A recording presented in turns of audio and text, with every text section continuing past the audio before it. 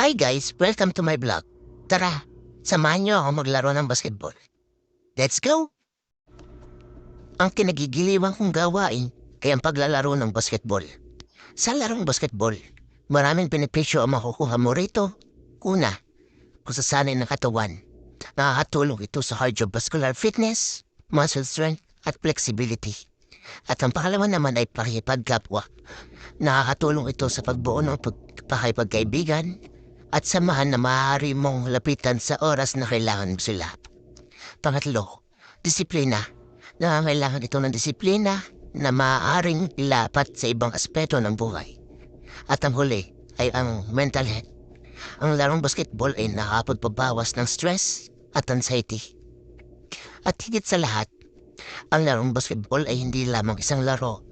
Ito ay isang paraan upang mapanatiling aktibo ang katawan at isipan, pati na rin ang pagkakaroon ng kasiyahan sa pakipag-ugnayan sa iba.